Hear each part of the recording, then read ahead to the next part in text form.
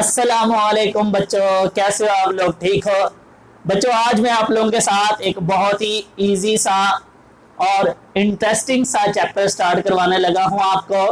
इसका नाम है एनवायरमेंटल केमिस्ट्री। बच्चों, जब हम लोग इतनी सारी केमिस्ट्री पढ़ के थक जाते हैं तो आपको जरा बोरिंग से बचाने के लिए और आपको इंटरटेन करने के लिए बच्चों हम लोग फिर पढ़ते हैं एनवायरमेंटल केमिस्ट्री।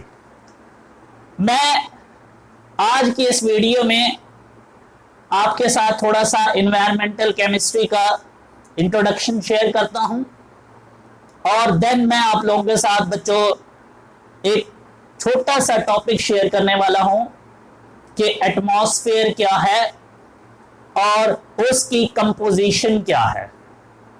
तो आज का टॉपिक बड़ा ही आसान है, एमसीक्यूज और शॉर्ट क्वेश्चंस के हवाले से इंपॉर्टेंट है। चलें, हम अपना टाइम वेस्ट नहीं करते और हम स्टार्ट करते हैं। सबसे पहले एनवायरमेंटल केमिस्ट्री क्या होती है? आप लोग बचपन से 9th क्लास से पढ़ते आ रहे हो कि एनवायरमेंटल केमिस्ट्री क्या है। बेसिकली स्टूडेंट्स, ये साइंस की, बल्कि साइंस से ज्यादा बेहतर है कि अगर हम इसको केमिस्ट्री बोलें। साइंस इसलिए हम बोल रहे हैं क्योंकि ये सिर्फ हम लोग केमिस्ट्री वाले नहीं इसको डील करते, स्टडी करते, बल्कि जो डिफरेंट साइंसेस के लोग हैं उनका भी इसके साथ कहीं ना कहीं जरूर वास्ता पड़ता है। तो ये बेसिकली एक जनरल साइंस का एक चैप्टर है। हाँ, लेकिन चूंकि केमिस्ट्री इसके अंदर बहुत ज्यादा इन्वॉल्व है तो हमें प्राउड फील होता है कि हम इसको क्या बोलें कि ये एक केमिस्ट्री की ब्रांच है। तो चलें, हम इसको बोलते हैं जी the branch of chemistry that deal with the chemical components and other pollutants. बच्चों, पोल्यूटेंट्स हम बोलते हैं वो हार्मफुल सब्सटेंस जो हमारे इस माहौल को, हमारे इस एनवायरनमेंट को खराब कर रहे हैं, उन्हें हम बोलते हैं पोल्यूटेंट्स। उनके बारे में आगे हम चल के जरा डिटेल में बात भी करेंगे। तो अभी जस्ट मैं आपको इतना बता दूं कि केमिस्ट्री की वो ब्रांच जो केमिकल कंपोनेंट्स मीन, जो हमारे इस एटमॉस्फेयर, यहां आपको सामने नजर आ रहे हैं डिफरेंट गैसेस मौजूद हैं, ये हो गई, और अदर पोल्यूटेंट्स हो गए जो कि हमारे एनवायरनमेंट में मौजूद होते हैं। बच्चों, इसकी स्टडी को हम क्या बोलते हैं? Environmental chemistry means the branch of chemistry that deal with the chemical components and other pollutants in the atmosphere, in the environment is called environmental chemistry। तो सबसे पहले यही लिख लो, the branch of chemistry that deal with the study of chemical components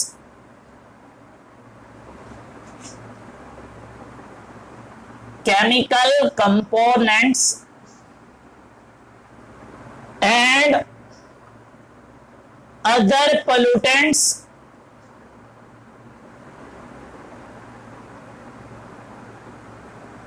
in the atmosphere, in the environment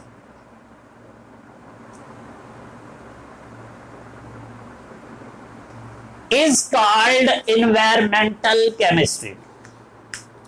okay जी, बात हो रही है एनवायरमेंट। मैं सेकंड पॉइंट पे आना चाहता हूं। बात हो रही है एनवायरमेंट की, माहौल की, या हमारी इस जमीन की।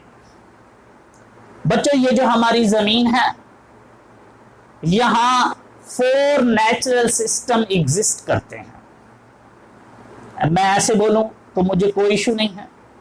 मैं ऐसे भी कह सकता हूं कि ये जो मेरा माहौल है, ये जो हमारा एनवायरनमेंट है बच्चों, इसके अंदर टोटल जो कंपोनेंट्स हैं, जो हिस्से हैं, जो पार्ट्स हैं वो टोटल 4 हैं। तो नेक्स्ट आप हेडिंग लगा लो कंपोनेंट्स ऑफ एनवायरनमेंट। ये आपसे कभी कभी एमसीक्यू शॉर्ट क्वेश्चन में पूछे जाते हैं। तो नेक्स्ट है जी हमारा सेकंड पॉइंट बच्चों इस लेक्चर में, कंपोनेंट्स ऑफ एनवायरनमेंट।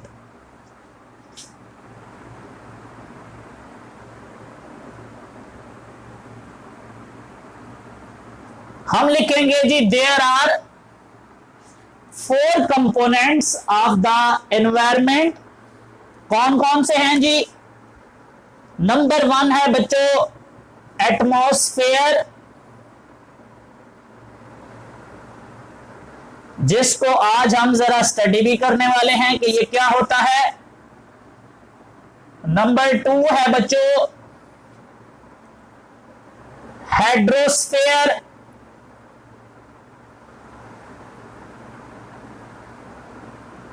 नंबर 3 है स्टूडेंट्स लिथोस्फेयर,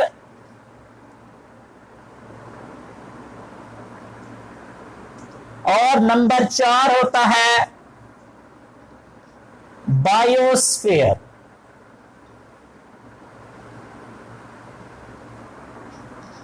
बच्चों मैं आप लोगों के साथ इसको तो डिटेल में आपके साथ डिस्कस करने वाला ही हूं। मैं आपको थोड़ा सा इसके बारे में, इन 3 के बारे में भी बता दूं।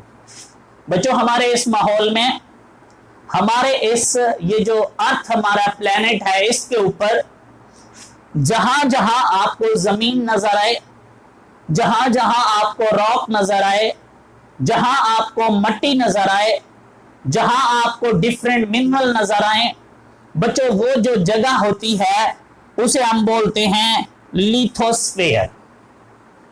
सेम बच्चों जिस जगह आपको इस जमीन पे पानी नजर आता है उसे हम बोलते हैं हाइड्रोस्फेयर। मींस ये देखो, हाइड्रो का मतलब वाटर है, लिथो मतलब आमतौर पे होता है कि रॉकी प्लेसेस जहां मिनरल्स होते हैं, सॉइल होती है, उसको बोलते हैं। बायोस्फेयर, बायो होता है बच्चों लाइफ, वो जगह जहां लाइफ एग्जिस्ट कर रही हो उसे हम क्या बोलते हैं? बायोस्फेयर। अब जो हमारा आज का टॉपिक है, बेसिकली जो मैं आपको बताना चाहता था कि एटमॉस्फेयर क्या है और उसकी कंपोजिशन क्या है, तो आज हम इसके ऊपर बात करते हैं। सबसे पहले हम देखते हैं कि व्हाट इज एटमॉस्फेयर। तो आप हेडिंग लगा लीजिएगा, एटमॉस्फेयर क्या होता है जी।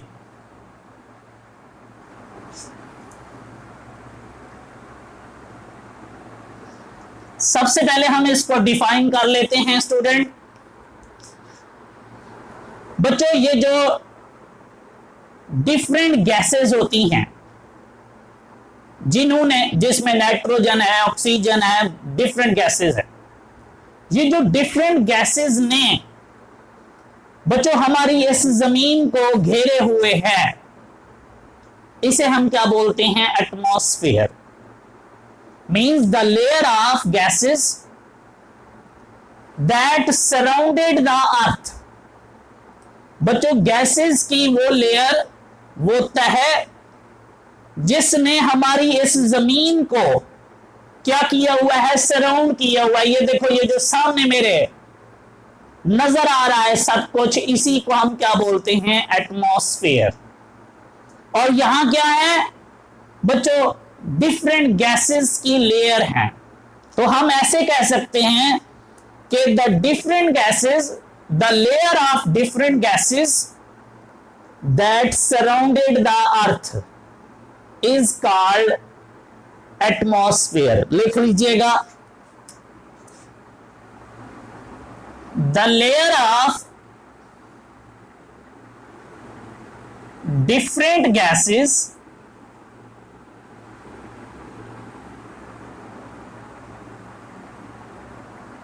that surrounded our earth is called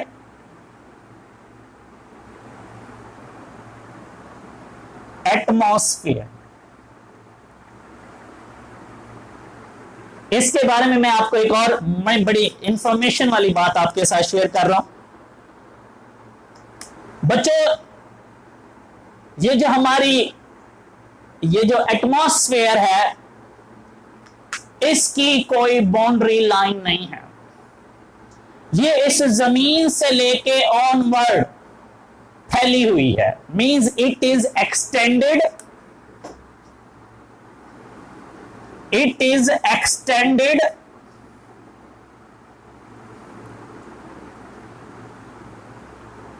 onward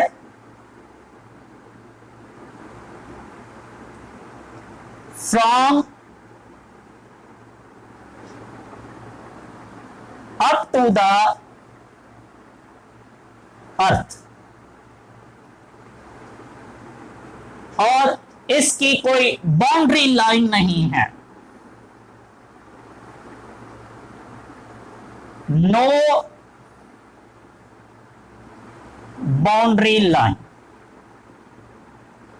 हां, यह जरूर है कि बच्चों, इसकी जो ज्यादा अमाउंट है, ज्यादा इसकी जो थिकनेस समझी जाती है, वो तकरीबन जमीन से लेके ऊपर 1000 किलोमीटर तक जो है इसकी क्या होती है, थिकनेस होती है। Means thickness of atmosphere is 1000 kilometre. एक और पॉइंट पे आओ, ये भी बड़ा इंपॉर्टेंट है। मैंने अभी आपको बोला ना डेफिनेशन में कि जो हमारे पास होता है एटमॉस्फेयर, इसमें डिफरेंट गैसेस हैं। बच्चों, ये जो डिफरेंट गैसेस हैं, इनकी जो अमाउंट है, हम उसको बोलते हैं एटमॉस्फेरिक अमाउंट।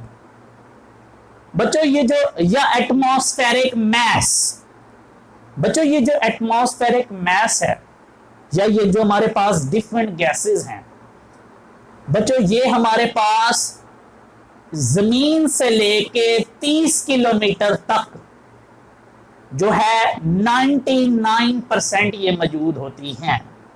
इसका मतलब क्या हुआ कि हमारे पास जो 99% ऑफ डिफरेंट गैसेस हैं, बच्चों वो कहां तक मौजूद हैं, जमीन से लेके 30 किलोमीटर तक। तो हम ये भी लिख लेते हैं कि 30 किलोमीटर तक ये जो हमारे पास एटमॉस्फेरिक मैस है, ये जो डिफरेंट गैसेस हैं, ये कितनी परसेंटेज में मौजूद होती हैं, 99% हमारे पास ये गैसेस होती हैं। और इसके अच्छा, इससे हमने क्या बात सीखी? इसका मतलब यह हुआ कि जैसे जैसे हम 30 किलोमीटर से ऊपर जाएंगे, बच्चों इन गैसेस की जो अमाउंट है वो ना होने के बराबर होगी। और एक और बात भी याद रखिएगा बच्चों, मैं इसको और भी जरा मैं क्लोज लेके जाना चाहता हूं। कहता है 75% ये जो गैसेस हैं, ये सिर्फ और सिर्फ इस 11 किलोमीटर के रीजन के अंदर मौजूद हैं। मीन जमीन से लेके ऊपर 11 किलोमीटर तक जब आप जाते हो, तो ये जो आपके पास डिफरेंट गैसेस हैं, ये यहां कितनी परसेंटेज में मौजूद हैं, 75%।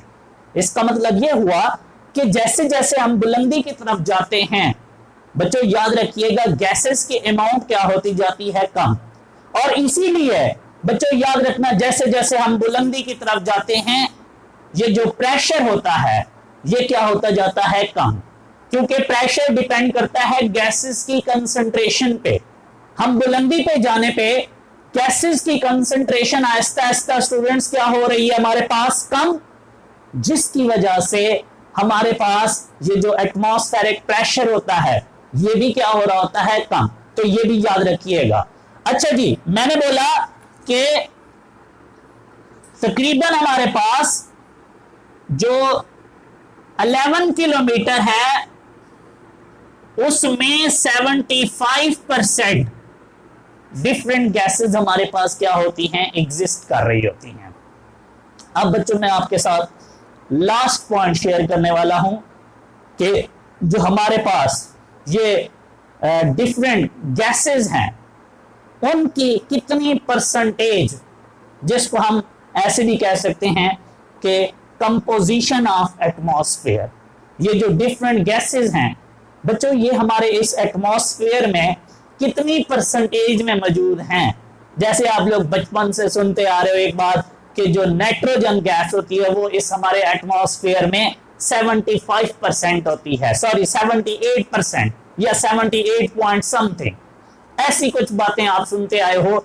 आज वही मैं आपके साथ जरा डिटेल में शेयर करने लगा हूं कि ये जो हमारा एटमॉस्फेयर है, इस एटमॉस्फेयर में गैसेस जो है, कौन सी गैस कितनी परसेंटेज में मौजूद है। तो आओ हम स्टार्ट करते हैं लास्ट पॉइंट अपना, कंपोजिशन ऑफ एटमॉस्फेयर।